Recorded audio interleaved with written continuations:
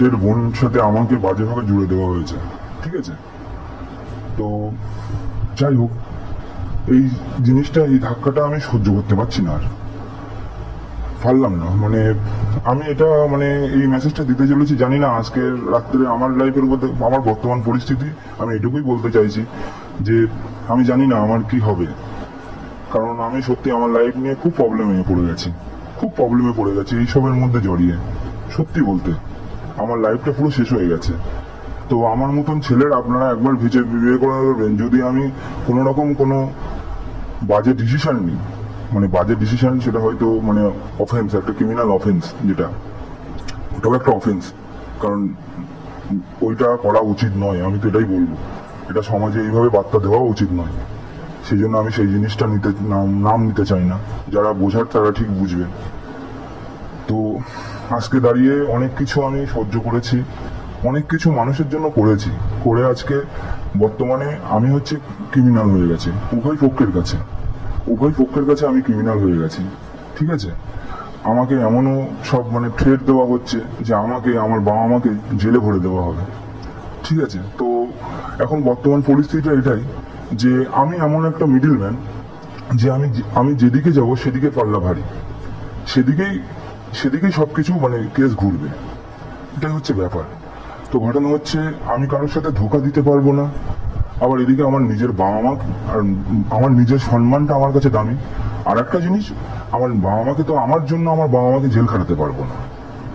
হ্যাঁ, উনি বলেছেন, একজন বলেছেন, তা সেটা সে পারবে না, সেটা আমি ভালো রকম জানি। সে আমাকে বাচ্চা ছেলে মনে করে হুমকি দিয়েছেন, ঠিক আছে, এক দাদা।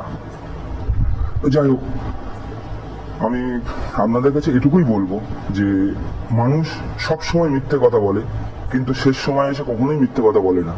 আজকে যে আপনারা যতটা নোংরা ভাবে আমাকে, আমার ফ্যামিলিকে জেনেছেন, অতটা নোংরা আমি নই, বা আমার ফ্যামিলি নই, ঠিক আছে? আমি পরিস্থিতির শিকার। আর এর বেশি কিছু আমি বলতে পারলাম না, কেন জানেন? এর বেশি কিছু বললে কেউ ভাববে যে আমি হয়তো মায়ের থেকে সন্তান কেড়ে নিলাম, ঠিক আছে? মানে কাউকে তো এটাই বোঝানো হয়েছে, তো সেটাই হচ্ছে ব্যাপার। তো আশা করি এটাই আমার মেসেজ ছিল সবার কাছে, যে আপনারা এটা করলেন তো শুধু চ্যানেলের ভিউজের জন্য, এটা ঠিক করলেন না। দিদিভাই বা দাদা ভাই যেই হন, ভালো করলেন না। আপনারও একটা দাদা আছে বা বোন আছে, তো একবার ভেবে দেখবেন। একটা মানে আমি তো ওয়াইটির মধ্যে মানে এটা অ্যাটাচ নই, আমি কোনোভাবে ইনভলভ নই। সেই জায়গায় দাঁড়িয়ে একটা ছেলেকে এইভাবে পার্সোনালি অ্যাটাক করলেন। আর আজকে সব থেকে বড় জিনিস, আজকে 7 মাস ধরে এর থেকে অনেক কিছু সহ্য করেছি। তবে আজকে কি জানেন, যে জিনিসটার উপরে যে জন্য সহ্য করেছি, যার ভরসাতে আজকে মানে সবকিছু শক্তভাবে ধরেছি, সেও তার স্বার্থপরতা দেখিয়ে দিয়েছে। তবে আমি কোনোদিন সেলফিশ হতে পারলাম না, ভেবেছিলাম হবো। হ্যাঁ, আমি মানে আমার মেন্টালিটি ছিল হব, কিন্তু না, পারলাম না।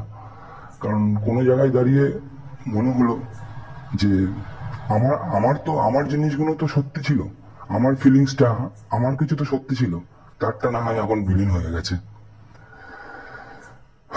যাই হোক, জানি না আমার লাইফে আজকে রাতটা কি হবে। ভালো থাকবেন সবাই, সুখী থাকবেন।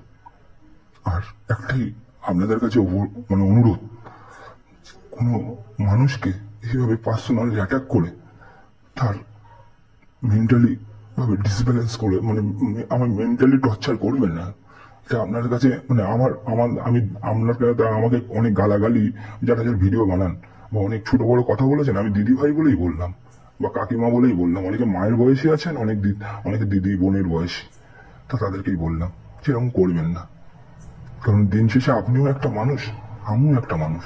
ভাববেন যে এই কথাগুলো যদি মানে আপনিও জানেন যে এই কথাগুলো কোনো ভিত্তিহীন, শুধু চ্যানেলের ভিউজের জন্য বলে,